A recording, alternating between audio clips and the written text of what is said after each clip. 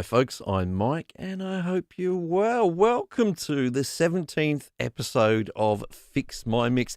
It's morning time here in Perth, Western Australia, so I'll say good morning, but of course, good afternoon, good evening to you as well.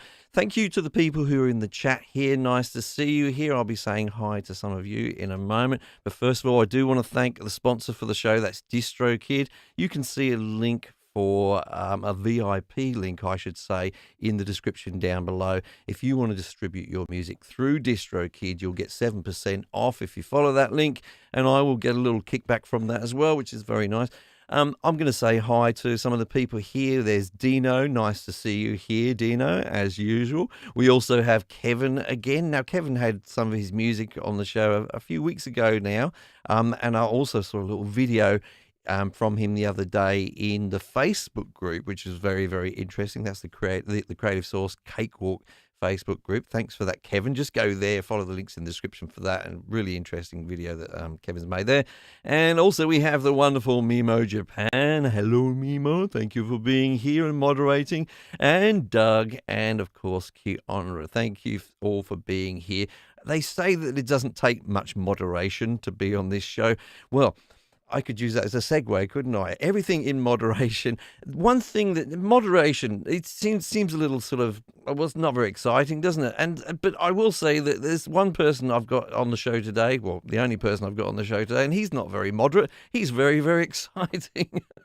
What a rubbish segue that was. Actually, I'm just going to pull him up. I'm going to pull him up. His name is Happy Ron. And he is my company for today. Nice to see you, Ron. How are you? Nice to see you again. Thank you for having me. Lovely. Now, I've got to say that I was almost late starting the show, folks, because me and Ron were just having a great conversation just before the show, just getting to know each other, talking about songwriting. We might try and get back to some of that, Ron, actually, during the show, because I think it was really interesting. But we do have a job to do today, Ron, and that is to listen. We do have a job to do. We have real jobs.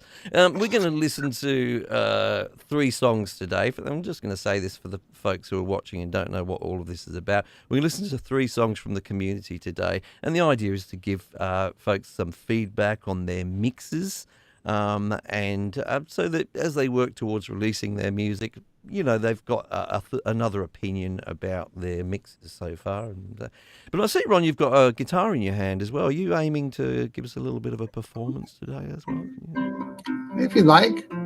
Quick little song? I think that would be lovely, yeah. Look, I'll tell you what, while I'm organising the show here and saying hi to people, can I just ask you to play a song that you feel like playing, Ron?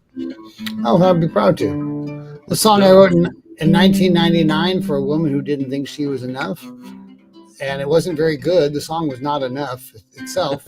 And so I rewrote it. And I literally finally released a version of it about 2 or 3 years ago that actually is finally finished. So finally the song is enough. The song is called You're Enough. Don't think you're not enough. Don't think I want too much. You know that you move me beyond cynical to impossible. Your eyes are more than enough. They find me with their touch. Like soft rain in the night, turns typical to beautiful. Why do you think there's more you would have to do when I'm so grateful for every part of you? In a world with so much noise, I live to hear your voice. It echoes through my soul. The story spins and my life begins. Your heart is quite enough, surrounds me with its love. You know it moves me into more, from physical to emotional. You're beautiful, you're enough, you're enough.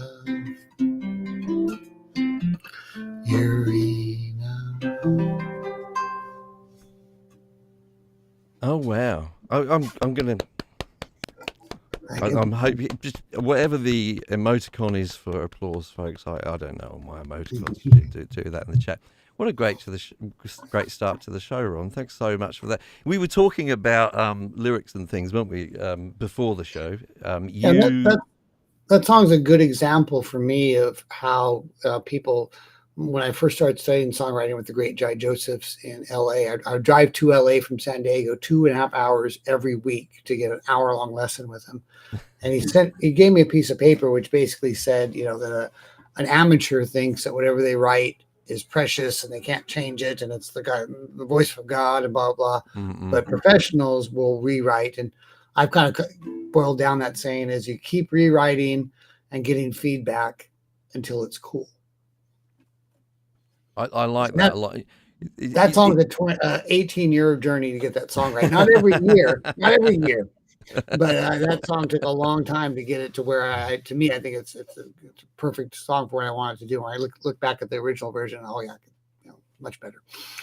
It reminds me of, just the whole idea of, I mean, we're talking about Fix My Mix and, people getting the sound right, but, so much has to go into the song before, we start.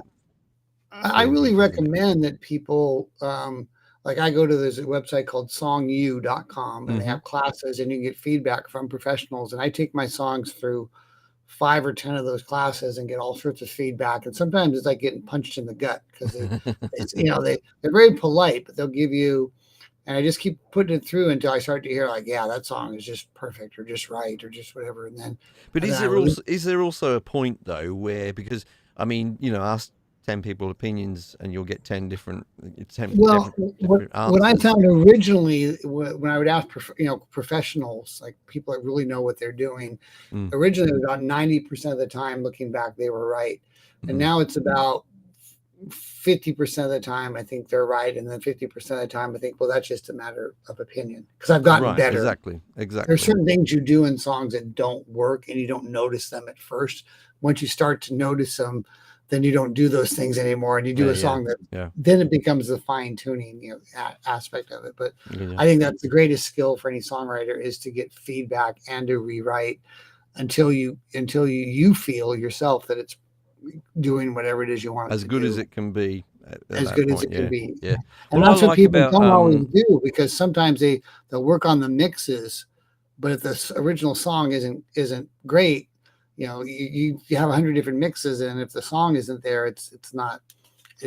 You're going to regret it. Say, oh, actually, I've done the song first. So, well, perhaps today, as we listen to these 3 songs, we'll allow ourselves a little bit of songwriting critique. We'll try and focus on the mixes, as that's why people have kind of sent it in. But it's almost impossible to listen to a song entirely in terms of its mix. You kind of have to listen to it in its totality, to be honest with you. Yeah, but absolutely. We'll try and help these folks out with what we're feeling with the mixes. Now, I think Ron will be the same as me. I'm not saying I'm any kind of real expert whatsoever. When do you get to call yourself an expert anyway? That's a whole philosophical question. But I guess we're here as just some interested people who want the best for other people in terms of them achieving their best. And we're going to give some honest opinions. And the best thing is we're not their mum and we're not their partner. We're not people who are just going to say nice things for the sake of it to make them feel good. We're going to give hopefully some slightly educated critique through whatever experience we have. And I want to impress upon people in the chat here right now. First of all, I think Kiana has probably already said it, but please do hit that like button for us. It's really helpful. But I want to impress upon the people in the chat. It's really helpful to hear your opinions as well as we listen to this music. And, we can sort of, as a group, help some of these folks out who've sent their music in. Big thanks to the people who have sent the music in, because it's brave to do this and have it played when it's really unfinished work in a public forum. And also, if you would like to contribute your music, if you're watching, then please follow the instructions for that in the description down below. You can send it in by email. And pretty much most of the songs do get on the show. So if you've sent one in a few weeks ago and it hasn't been on there yet, I'm still sifting through. I pick songs a little bit randomly. I find things that I think this week I want to talk about some aspect of it, and I throw it on. So There's no rhyme or reason to it. We'll go on to our first song. Ron, as you may or may not know, I always allow my guests to read out the names and the names of the artists, and then I'll pop it up on the screen. Now, part of the reason I do this is because I suspect, I've never been diagnosed, Ron, but I suspect I'm probably dyslexic, and this enables me to just probably just avoid the reading of people's names and make fun of my guests if they get it wrong as well, which is always a pleasure for me. So here's the first song that we are going to be listening to today. I've got a bit of a email to read, but I'll let Ron introduce it. Chris Condon with his soon-to-be hit, But I Know What Love Is. Now, having said I'm terrible at reading things out, I'm actually going to read Chris's email to me, and it's a bit longer than, but I think I'm going to read the whole thing. So, folks, I'm sorry about this. I think this brings back a fear in me, Ron. Do you remember at school when you had to stand up and read something out loud? Oh, God, I was so bad at it. Well, it's God's way of reminding us to be kind to the people we give the feedback to. That's true. That's very true. That's very true. Okay, so Chris was saying to me in his email, back in 1991, I took some audio engineering classes at a small studio in Rhode Island. In addition to the classwork, the studio provided some studio time at half price for students. So my band recorded a couple of tracks. I was never really satisfied with the mix since I was very new to mixing and definitely didn't sound professional for me. Fast forward to 2022, I discovered through my public library I could take a bunch of audio engineering courses for free online. That sounds fantastic. I wish they did that here in Australia. And spent a couple of months going through them. In addition, I still had the 24-track analog tape from 1991. So I sent that to be digitized. And since early March, I've been mixing this song on and off again in Cakewalk by Bandab. So there's a few people who have been on the show and done this, taken a song from 20, 30 years ago, and they've come back to recording after a few years, and they're having a stab at sort of trying to perfect it, which I think is a great way to sort of get yourself back into the flow again. Now, he said, I'm fairly happy with the mix, but I thought I'd submit it to see what you and others and the folks in the Cakewalk by Bandab community think. I'll state up front that the song's chorus is very repetitive, and you'll definitely know what the title is of the song by the time you've finished listening. A good producer would have probably pushed the band to rewrite the song to have less repetition, but since I was the producer, sorry. Now, it's quite an interesting thing, is that we were talking about this on the show last week. There's this fine line with repetition. We probably need repetition in songs, but how much is too much? That might be a matter of taste and genre of music and all kinds of things. Right? It's a balance between repetition and variety. If you have too much repetition, people get bored. If you have too much variety, you have jazz. A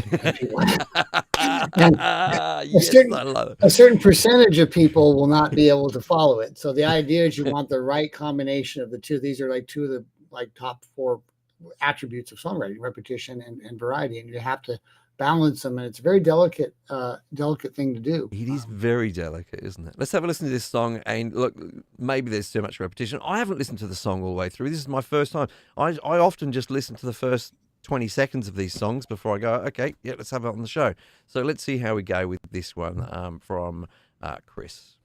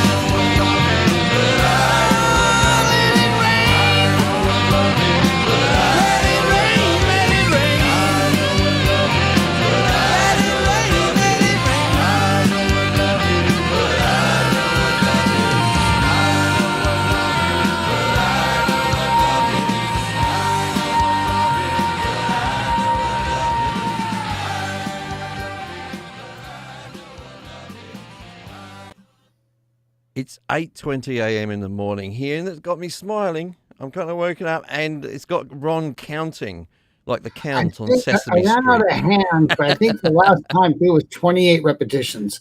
I may have been Okay. 30. I never had to count that high before, so it's a bit. Always guests first here, Ron. So I'd love to hear your thoughts on this from Chris. Well, I definitely liked. I kind of liked the song, and I liked the vibe of it and stuff. And it's kind of like basically, and it's just my opinion, but basically, I liked it enough to say that okay, here's what I didn't like about it, Yeah. and that's I'm a big Neil Young fan, and I was thinking he sure should have turned up the crappy knob a little bit. It was a little bit clean, I thought. I almost wanted to hear it like a Neil Young and Crazy Horse, where it'd be like a Right. crunchier sound. And I'm just watching on my TV right here, so I almost wanted it to be a little bit dirtier sounding, Yeah, right. a little bit, because it's a good rock song, and I wanted just a little bit of that, or like the Black Keys, like a little bit of that kind of sound. Yeah, right. Yeah, a little bit more edge to it. Yeah.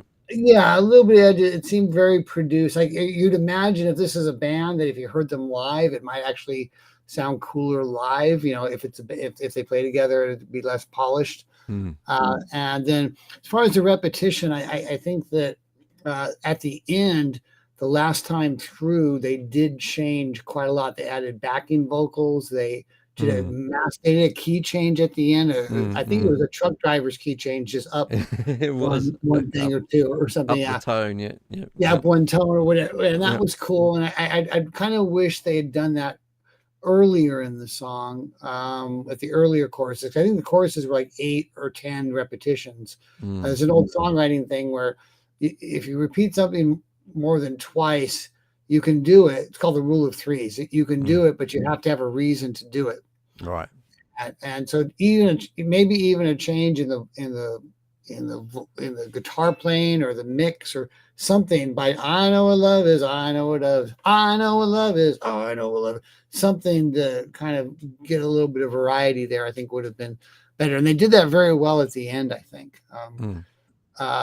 So those are my two.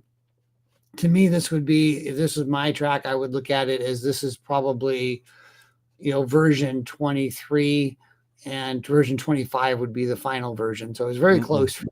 So that's just my thoughts. Cool.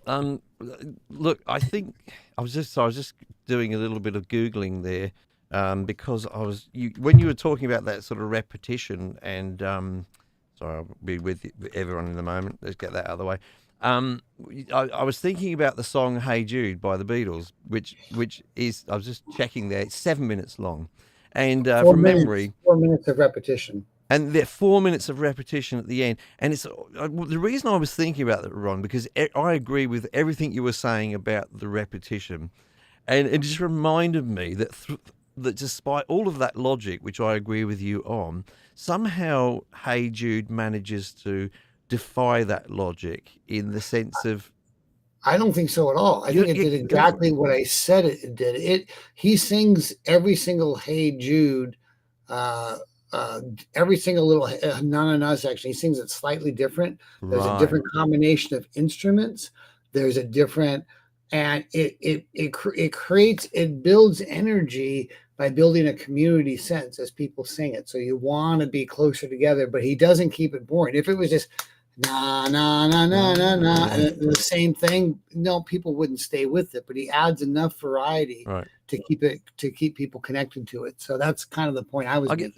So maybe what it is then, I'm trying to think this through, because it always has puzzled me, Hey Jude, because I enjoy it, and it never feels as long as it is on paper. Do you know what I mean? If you ask most people, they'd say, oh, it's kind of a normal length song, and then you go, well, it's 7 minutes long, and it's probably got a lot less variation than, say, Bohemian Rhapsody or American Pie even, or something like that, right? But they get away with it, and I've always found it lovely that they do get away with it. But maybe it's as you say, there's changes happening in there, but maybe they're somewhat subtle in a way. It's not like they're doing key changes or tempo changes, but there's different colors coming in, perhaps, which is just enough, particularly when you get that community spirit that they do in Hey Jude, of you feel like you want to sing along with it. You're in the crowd with them. Hey, maybe that's Yeah, what it's all about. I do my song terribly Yeah, yeah. happy, terribly, and I can keep that going for 2 minutes, and I don't change it a lot because it's a sing along. Also, you mentioned Bohemian Rhapsody. That's actually, you know what Rhapsody means? It means no repetition, because Oh, Rhapsody is one of the only I didn't know songs, that. one of the only songs that there's no repeated sections. It's 5 different sections. They're all entirely Mm, different. There's no mm, verse, no chorus, and it's the only song that's made it big on the charts ever. That has that little repetition, mm, and mm. that's kind of the exception that proves the rule, you know. And Exactly. yeah, That's that's so the true. exception because normally you could never get away with it. When they first played it. People were like, that's never going to be a hit, but it was, and it's the exception that proves the rule. And so that's the example of "Hey Jude" is a very repetitive song, but it repeats with variation. And "Bohemian Rhapsody" is the opposite, where there's no repetition, but it keeps it just so involving that it works. So Goes to show you, look, if you want to get better at songwriting, listen to songs and just see what's going on with them a little bit. On this particular song, I don't have a lot to say about this. I think that Chris, the idea of taking something that's 30 years old, in fact, and then kind of using it to get back into your mixing is an okay idea. But I'm dubious about revisiting old music sometimes. I think that, so the advice I'm going to give you, you may not want to take it in the sense of it's sort of like I'm going to suggest that you redo some things, but maybe with a 30-year-old song, it's time to leave it behind and just get as much learning out of it as you can. But I actually think that probably those backing vocals that were happening there, it's a bit of a matter of taste, but I think they could be redone unless you want that kind of slightly rough, drunken crowd kind of backing vocals. I hope that's not too rude, by the way, but they were just a little rough. Now, if that's what you want, then keep them in.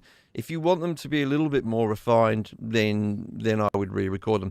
I thought that the vocals as well, the main vocals, good singer, by the way, and nice vocals, but they were in need of a little help here and there. So I think that in terms of typical things that you may not have known back then, doubling up on those vocals, just subtle doubles, by the way.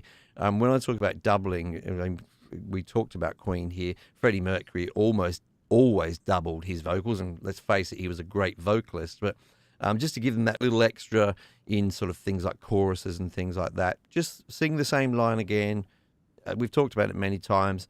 Pan one left, pan one right, keep one in the middle. And then make those two duplicates. Just probably maybe 20% of the original is usually a good rule of thumb.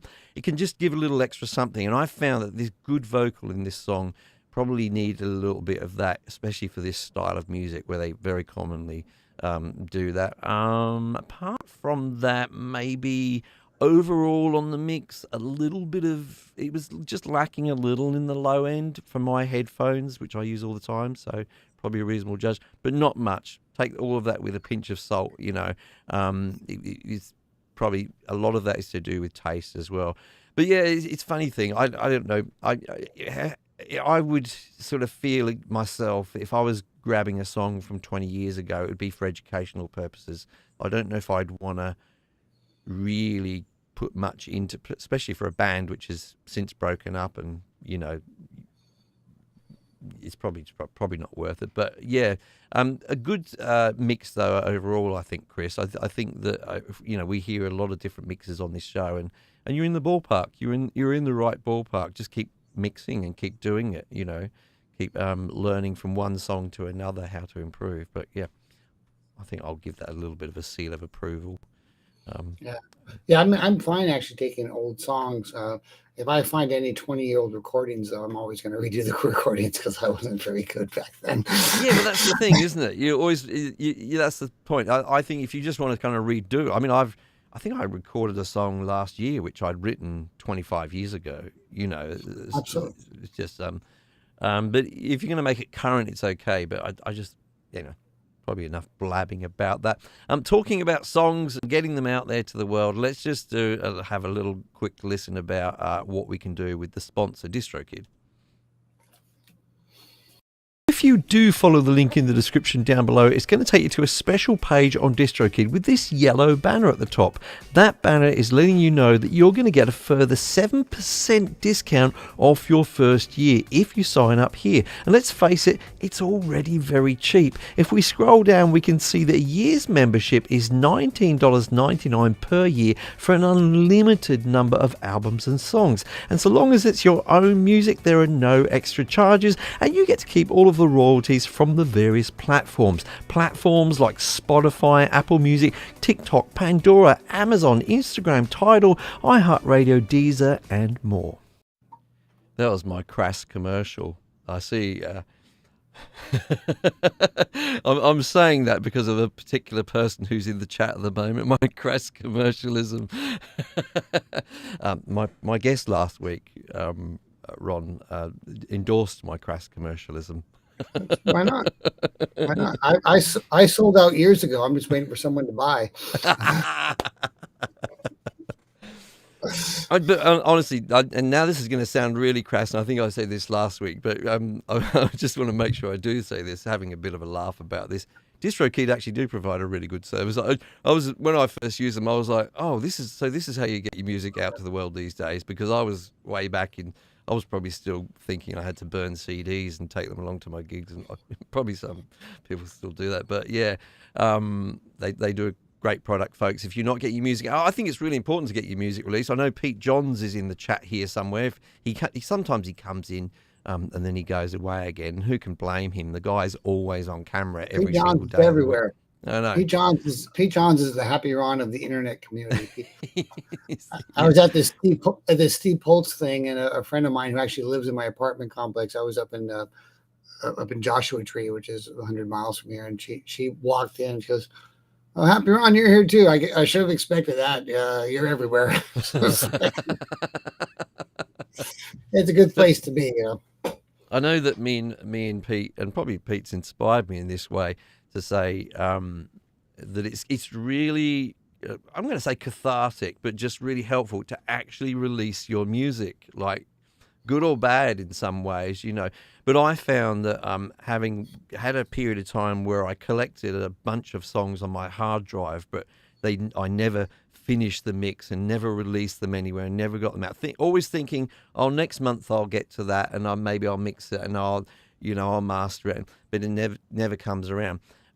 If I might be so bold, I found that once I did that and got a few songs out that had been there, it was, I'm gonna upset, but it was like having a good crap, to be honest with you. There was a sense of relief about it. It was like, finally, it's gone. Now I can eat my next meal. Yeah. Well, I was at the Steve Poltz Songwriter Festival and Song Workshop, and I actually literally did something I've hardly ever done. Is I wrote a song on the spot, played it on a big stage in front of like 40 people, got a video of it, and then like 2 days later released a video on my YouTube page. And it's a flawed video. I don't normally release stuff until it's pretty polished, but it was such an important kind of moment that it captured the vibe of it, even though eventually the song will be changed. And I go through the whole thing. I put it on YouTube, YouTube stories, Facebook stories, TikTok, Instagram, and all of the video services. And I find it doesn't take that long to do all that stuff. I'm going to start using DistroKid soon for when I release my next album, but it doesn't take that long compared to the amount of work you put into putting it out there. Yeah, I mean, the DistroKid thing, I think I'll show him one of the things later, is really like, it's literally like 30 minutes. Once you've prepared your artwork and you've got your WAV files, the whole thing's done. It's so quick, and then it's going out to everyone. I had probably the last time I did that, Ron, was not to bring the show down, but my father passed away last year, and I spontaneously sort of wrote a song a few months in about a conversation I had with my mum and the way she was feeling after, the guy she'd been with for 65 years of her life had gone, and about how on a daily basis she was just wishing to have him back, despite the fact that she knew that this could not be. She still maintained this wish. And I wrote a song about that conversation I'd had with her ran into the bedroom. Susie was singing something else in the bedroom, and I ran in and I said, "What do you reckon of this?" And she said, "Yes, that sounds great." And I said, "Can you sing it for me?" And we came straight up to the studio. I laid the guitar part down. I chucked a bit of bass and some strings on there. And I said, "I want you to sing this." And I sung it in my crappy voice. And then she sung it in her beautiful voice. And we recorded the whole thing within a day of writing the song, and then made a video a few months later. And it was out there. It was gone. The only downside to that is my mother, bless her soul, has just been to America for the first time in her life. She went to California.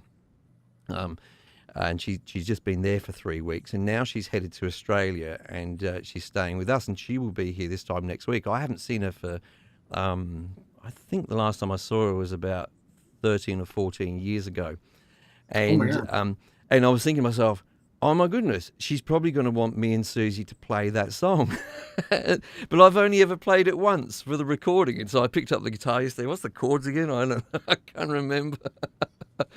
So there you go. Sometimes it goes like that. But yeah. The song I wrote at the Steve Holtz thing, we said, write a song about what to be played at your funeral. And my problem was I'd already written a song to be played at my funeral, and people say it's my best song. So I had to come up with another song to be played at my funeral. It's going to be a whole concert, I guess, but all these workshops I go to. So. Oh, that's wonderful. Let's move on to the next song. It is from someone who's often in the chat. I don't see them here today, but I'm sure they'll be watching on the replay. I'll pop there again, Ron. I'll have you read it out. You may need some guidance. I'll let you have your first stab at it, and then I'll correct you. Here we go. Okay. Whoops. Hoops. Whoops. I'm so glad you're doing this, not me. Yep. Oops.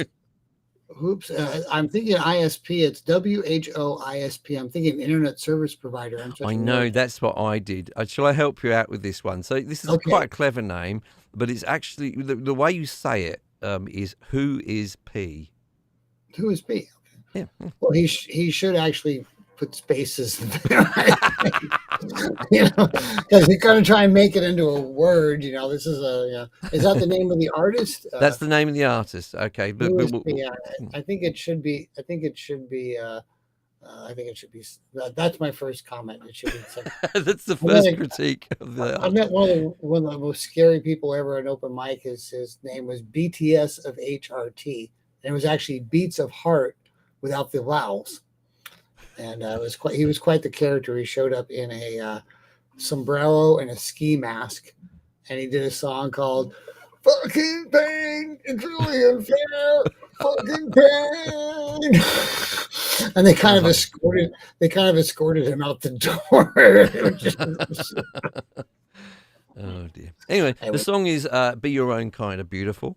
And it's not a great song title, I have to say. It sounds like the sort of thing that you'd actually write, Ron, I have to say.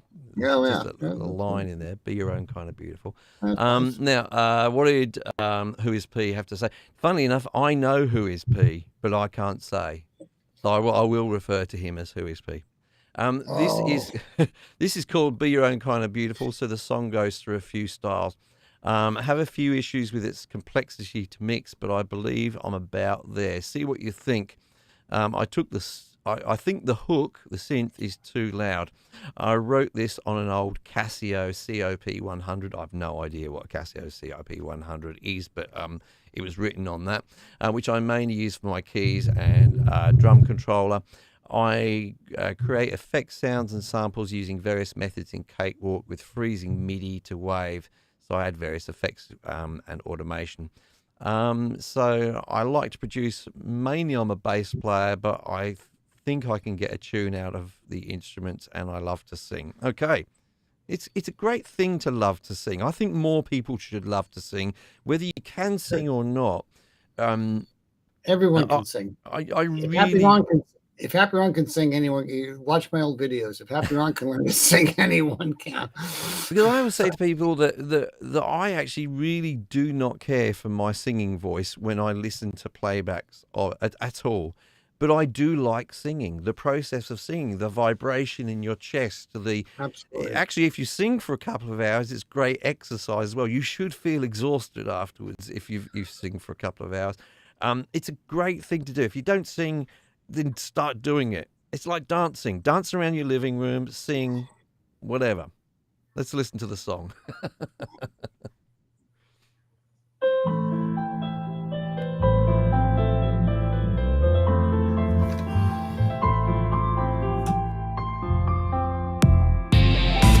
Be your own kind of beautiful. It's a special thing to know. It's impossible to please everyone. Never forget to glow. So many people pretend to your right inside. They're full of fear deep down. They have a cloudy third eye.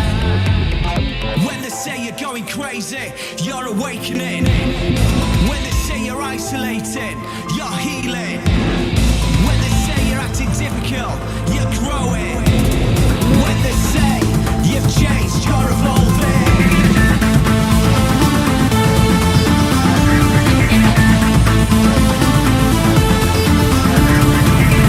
Be your own kind of beautiful. Let yourself feel invincible. Be your own kind of beautiful. Let yourself feel invincible. Be your own kind of beautiful, you're awakening. Be your own kind of beautiful, you're healing. Be your own kind of beautiful, you're growing. Be your own kind of beautiful, you're evolving. Be your own kind of beautiful. Be your own kind of beautiful. Be your own kind of beautiful. Be your own kind of beautiful. Be your own kind of beautiful. Let yourself feel invincible. Be your own kind of beautiful. Let yourself feel invincible.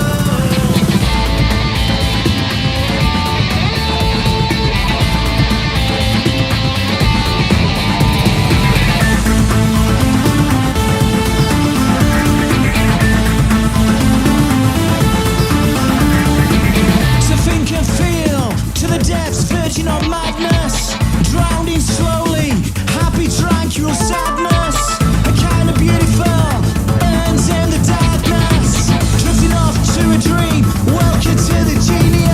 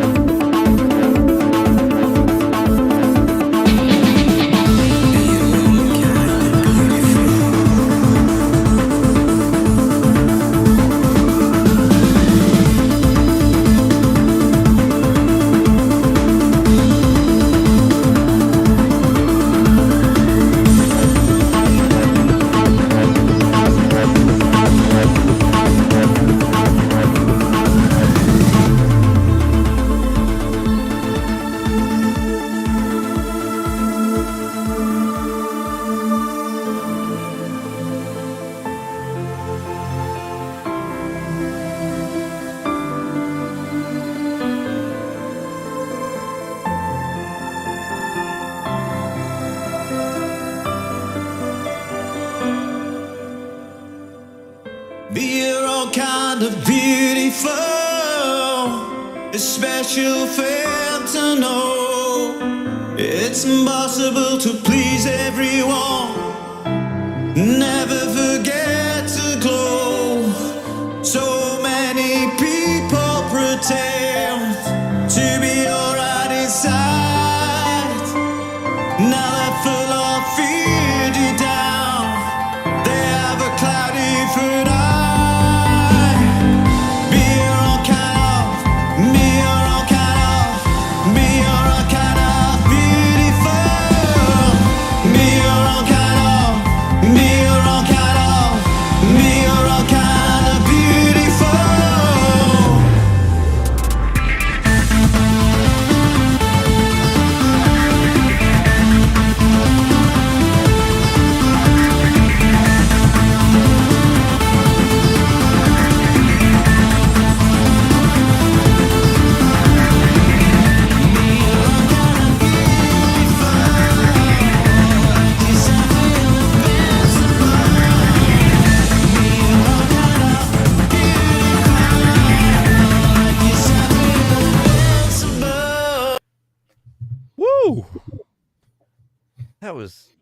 yeah. We were in the crowd there, huh?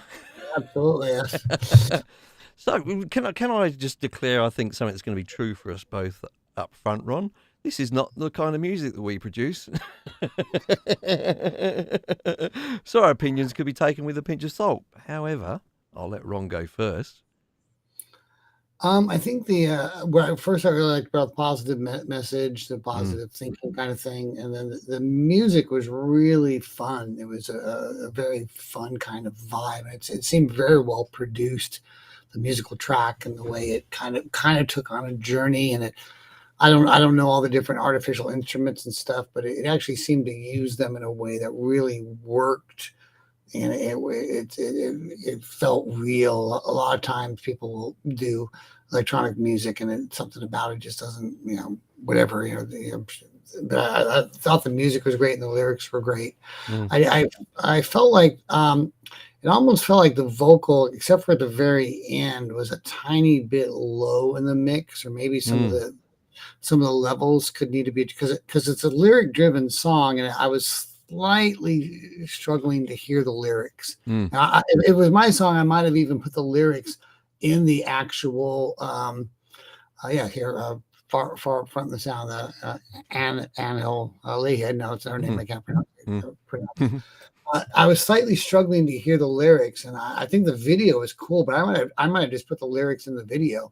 Because of it. Oh yeah, this is not their video. I chuck these videos together for people when they send their music in. Yeah. So, okay.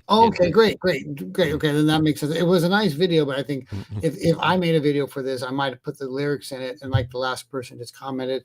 Also, I'm wondering if there's an issue with the phrasing or the really having the vocal in the groove, because there's be your own kind of beautiful. Be your own. It didn't quite seem to be, the vocals seemed quite in the groove, just slightly off. And with this kind of a dancey type song, you really need the vocals in the pocket. And I'm sure it's something you could melodyne or but I mean, it's very, very subtle, but almost throughout the whole song, it felt like there was a disconnection between the rhythm of the words and the rhythm of the music. And that's a very common problem, especially with singer-songwriters. You have good lyrics, but you don't put them in the pocket as much. And that was the most that, in fact, I couldn't quite hear the vocals, was the most distracting thing that I found. But I think it's very close. So I sort of feel very much the same as in my notes here. I was listening. First of all, overall, I think if this is not the sort of music I normally listen to, so whenever you can win someone over with a genre of music, then you've done something really, really good. It means that, I don't know, you're really peaking in terms of what you're doing with your music. If you can get through people's preconceptions about what they think they like and what they don't like. The energy was fantastic. There was a lot of what I'm going to call ear candy in there, especially if you have headphones on. There was just little sounds that were going on here. We talked about repetition and new things being entered into songs. There was a beautiful passage in the middle, wasn't there, where it just went right down, and that was just wonderful. It was so emotional, that part. It was just really, really nice, unusual. So there's so many good things about this. I also agree that, funnily, towards the end of the song, the lead vocal was definitely loud enough, if not a little too loud.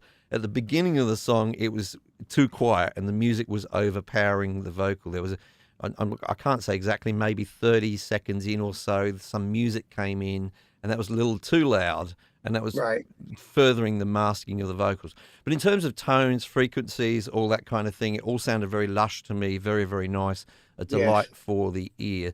And there was some great use of rhythm in there as well. There were some variations going on in the rhythm section, the sort of drum parts and that, which was great.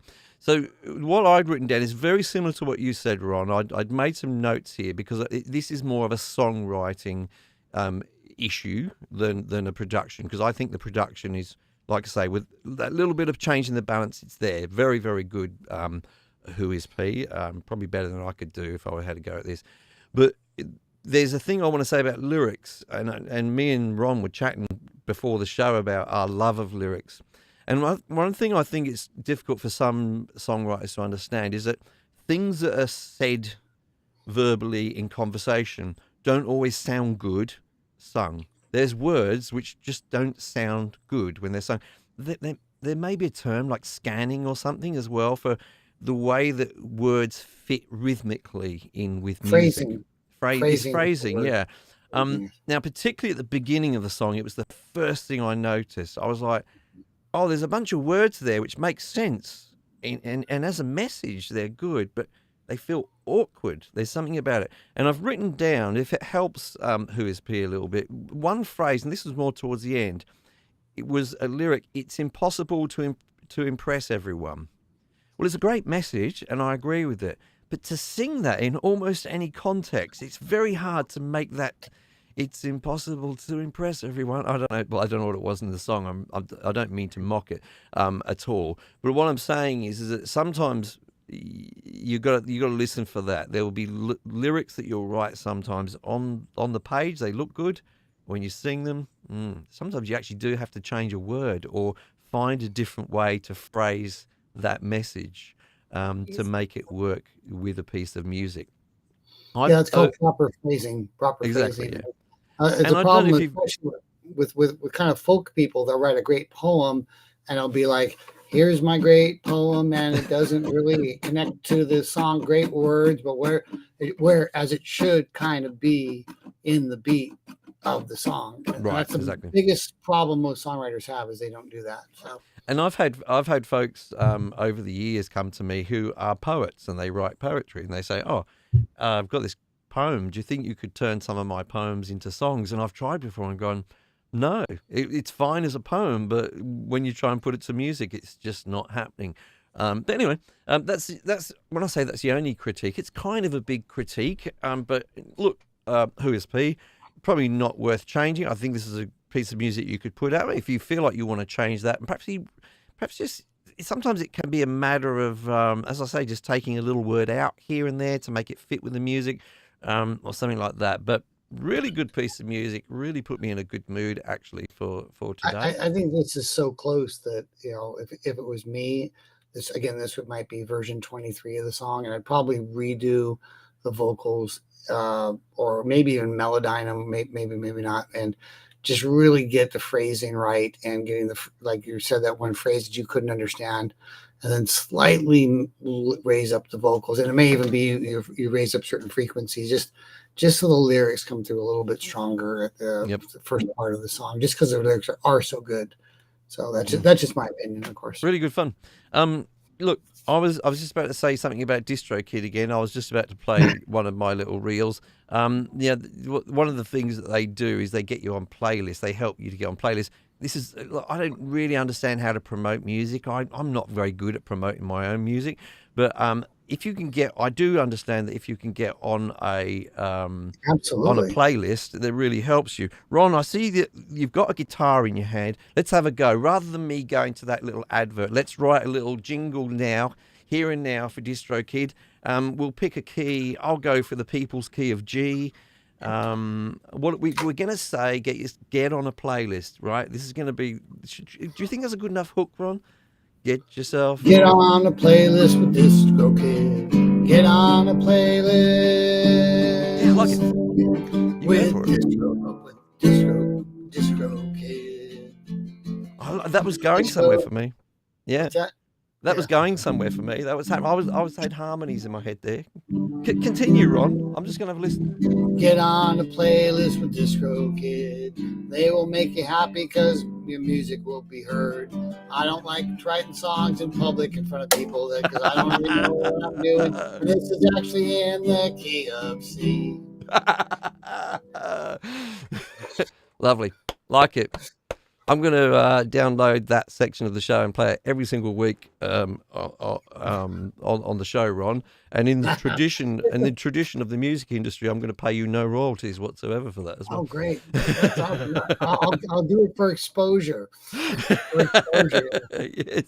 You know, the funny thing is, when I hung out with Steve Polks, you know, he's a reasonably successful person, and he says he from the beginning, like 30 years ago, he'd say, "Copy my music. Get my music out there. Tape shows, play them for people, because the real money for most people is not going to be in getting streams. It's going to be in performances and advertisements and movie things like that. So, yeah, play my music. Just don't charge for it.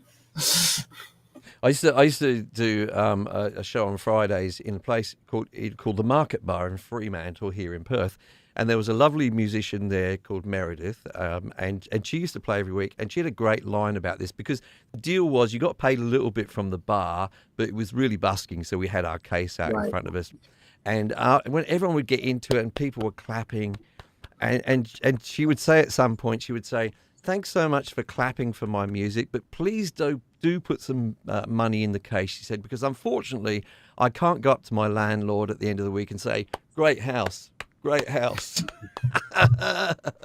Nice line. Keep that if you're a busker or a street musician. Now we're gonna. No difference between a musician and a pizza. Go for it. Pizza can feed a family of 4. Oh, dear. What do you call a musician without a girlfriend? Homeless. Yeah. Those are the 2 biggest musician jokes I've heard for 30 years. And they're so true. They're so true. Moving on, thank you so much for relieving me for having to do my crass commercialism here, Ron. Now, you know what? I have stuffed up here a little bit. I've somehow... Oh, no, I haven't stuffed up. I thought I'd lost my notes. Now, people often say or often feel that there'll be certain types of music that won't get played on the show. And I disagree. I'm prepared to play anything here on the show. I even play some long-form music. I play instrumentals. I've had a cappella. I've had Happy Ron. I've had all kinds of different music on the show. And this is a different kind of music. I take pleasure in playing pieces of music which are not normally found on these kinds of shows. And indeed, the types of music that you can't really go along and sing at a singer-songwriter night and that kind of thing as well. You know, there's certain types that often don't get much airplay. You know, people who write game music or people who write jingles or something like Ron just did then. You should be a jingle writer, Ron. You've obviously got a bit of a talent for it. Well, I told you I was at the Steve Poltz thing, and he said the first thing he said was, "Write a jingle, write a jingle." And I heard it. I heard the jingle in my head in the first 5 seconds. It was, Trojan, Trojan, you really make me go, man. Trojan, Trojan, you really. And it's pretty good, you know. And then we had like 20 people play jingles, and a lot of them were, I mean, they all wrote them in an hour, and a lot of them stuck with me. You know, they were really good. I reckon it'd be one of those things. I've never written a jingle, but it's a bit like, say, pop music. People assume pop music's really easy to write, but it's probably one of the hardest things you could ever do. And I suspect jingles might be a bit the same, where people think, oh, they're just cheap and cheesy, and you rattle them off. But to write a good jingle, a bit of an art form, probably. They usually have really catchy melodies. The ones that are big are really catchy melodies, and melodies are not the easiest thing to write. You know, something a unique combination of, and it's Especially melodies that haven't already been written. Have you ever done that? Have you ever written a song? I've done it on 1 or 2 occasions, maybe more. Where I'm happy with this song, and then people say, "Yeah, it sounds exactly like so and so," and you go, "Oh yeah, it does, doesn't it?" Oh no, heartbreaking. Yeah, or I see that a lot when I play at open mic. Someone will be playing a song, and the whole song just sounds exactly. I mean, the songs sound similar, but it's exact chords, the same melody. I hear that once in a while. I don't want to break their hearts and tell them, but a friend of mine wrote a song called "I Want to Get Sued by Metallica," because Metallica used to sue everybody for ripping them off. So the song sounded just like Metallica. I want to get sued by Metallica. It'd be good. It'd be good advertising. You know? It would be.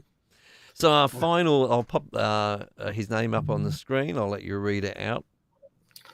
Ted Vanya, Puppy Love. All right. I'll dedicate the song to Scooter, my dog. Okay. Our dog. Cool. Just a little short introduction for this from the email from Ted here. He said, please look at this. Supposedly for a boys' choir and a harp. No lyrics, but a love you, repeat at the end. I know it's out of your line, but who knows? Maybe you can fix it. I tell you what, when someone says to me, I know it's out of your line, then I'm determined. It's a sort of a reverse psychology for me. I'm like, oh, okay, it's out of my line, is it? Let's have a listen.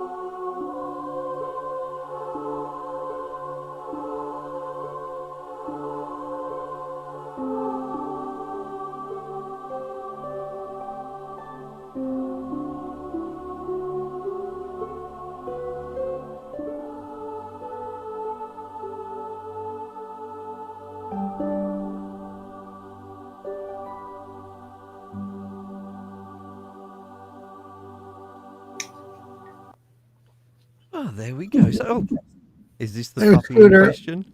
Hey, Scooter. Hey, Scooter. I heard puppy love, so I had to get him involved. The first time we've ever had a pet on the show. So nice. Yeah. What do you reckon for a last final song on the show today? Something a bit different there, Ron. Yeah, I really liked it. It was very, very relaxing and dreamy. It just felt really nice. And there was one part towards the middle where it went, oh, it had like a 5-to-1 a descending line or something like that. And that part seemed a little, I don't know, a little forced. Boom, boom, boom, boom. It felt like it wasn't, I'm not sure if it was the production or whatever, but somehow that part kind of stuck out at me as not being, I didn't enjoy that much, but the rest of the song I think was very nice. And I could see this in film and TV or in some sort of inspirational video type of thing that I would do, except for I don't do stuff without lyrics. So but yeah, I liked it. It was very I'm actually, I gotta say, just for the sake of the community, I mean, I literally probably have the world record for going to the most physical open mics of anyone in the world. I've been to 2,500 of them. I'm not exaggerating. And a couple hundred online open mics, and I've always been amazed at how crappy some of the people are, including me. The first, you see people, and my first 1,000 open mics were pretty horrendous, and my second 1,000 were not so bad. But anyways, my point is, I'm always amazed at these shows how many people that are out there that are actually doing stuff that's good. It's very good, and it could be one step away from great. And all the comments I'm giving everyone today, it's because I think these are all good things, and maybe if you tweak them a little bit more, it could just have that extra. Yep. Because a lot of times it is that last 5% that takes something that's really good to something like, oh yeah, I'm going to remember that tomorrow. I want to hear that again. So that's the spirit at which I'm sure we both give our comments here. Absolutely. Absolutely. Yeah. I mean, I'm a little sort of humbled when people are here in this community, which I started about 3 years ago from zero kind of thing, and they're at all interested in my opinion, because I'm hearing them and I'm thinking, well, you're better than me. Why are you asking me your opinion, for goodness sake, So it's amazing how much good music there is out there. I love it all. I did allude earlier to the idea that there's somehow once in a while, a little bit of rhyme and reason to why I included things on the show. And the reason why I sort of included this particular piece of music is, with everything we said earlier, when we talked about the idea of repetition, and we talked about Hey Jude and why it was great, because of the repetition, and why Bohemian Rhapsody was great because of the lack of repetition. And we talk about all of these things, lyrics and song structure and what have you. But the reason I thought that this little piece of music could be a good lesson to us all, because I felt it was a good piece of music. I can see it in a scene in a movie. Definitely, it's definitely something that would accompany a film. But objectively, we could say, well, look, there was only 2 instruments in it, that sort of choir sound and the harp, and there was no real hook in there, and so on and so forth. And yet, for me, it worked.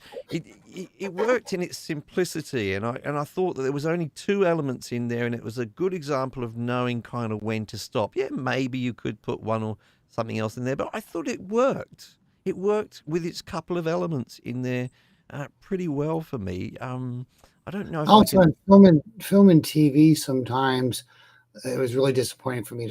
I do go to a lot of the taxi.com music conferences, and they will say a lot of times with film and TV, they don't want something that's stands out too much because it distracts from the film and TV. So they want something that's good backing music. And it's astonishing if you think about how many times film and music is used, how rarely we think about the songs. And that's really kind of intentional, because we don't want, you have a song in the background, you don't want to take you away from what's going on in the foreground, unless the song becomes the featured part of like the last scene in Breaking Bad when they did Baby Blue, which Yep. the song became the last scene of Breaking Bad. Mm. But for the most part, it's a kind of a backing thing that you don't want people to be too distracted by, especially if there's something going on. Well, there's always something going on in the scene that you want people to pay attention to. So Yep, absolutely. So good work there from Ted. I want to thank people who've been here today for this live show. I probably don't say it often enough. It's so much appreciated that you are there in the chat and talking about this stuff with us, and getting your opinions in there as well. I love to see that. I learned from this as well, very, very much myself, I have to say. And from the guests who are on the show as well, who bring their opinions and perspectives to things. So thanks for being here for that, and thank you to the people who sent music in. As we said earlier, what an incredibly brave thing to do. To have your music critiqued by people. I hope that what myself and Ron have said for you today is helpful, and I hope it's helpful to the people who are watching the show as well, and just different ways of exercising your brain in thinking about music and your songwriting. We've talked about that today a lot, but your production as well, and just ways to think about music. I hope it's helpful to you. If you want to send some of your music in, then please do. We want to hear your music. The show would not exist without your music, so we need your music. So do follow the instructions in the description down below. Get it into us, and myself and one of my wonderful guests will tell you how we're feeling about it. And I think that it's so nice to have a guest on today who's got a guitar in his hand, and this could be like another little open mic for you, Ron. You can finish the open mic for us today with any message that you want to give to this community and the world today. I want to thank you so much. You've been one of my favorite guests to have on the show. What a lovely soul you are. It shows in your music. It shows in everything you say. And I've really enjoyed having you on here very, very much. So, Ron, I'm going to leave the final part of the show to you, and I'll say goodbye to everyone now. Thank you. Well, we were talking about phrasing and using the proper words, and I was honored to spend some time with Freebo, the bass player for Bonnie Raitt. I had a song called "The Big Picture." And would you see the big picture? He's like, why would you write a song called Big Picture? What could possibly be harder to sing? And I'm like, well, I don't know. I'm just. So, anyways, he and I worked on the song, and I gave him co-writing credit. We changed it to "The Wider View," and it's about what you would say to people you love if you only had a little time left. And we're only here a little while, so you might as well say it now. My life is ticking down. It's not what I would choose. I hear your saddened sound of all you think you'll lose. But before I leave this life, I have this wish for you. The hope that you will see the wider view. Only see the wider view and paint the way with me. Your canvas won't be quite so blue if you don't want it to be. The colors that we've known, and you won't paint alone if you choose to see the wider view. It's just a part of life. You're only here a while. We made the best of everything, the most of every mile. And all the joyous times you painted on my face, 'twas you who made me better with your grace. Only see the wider view and paint the way with me. Your canvas won't be quite so blue if you don't want it to be. The colors that we've known mean you won't paint alone if you choose to see the wider view.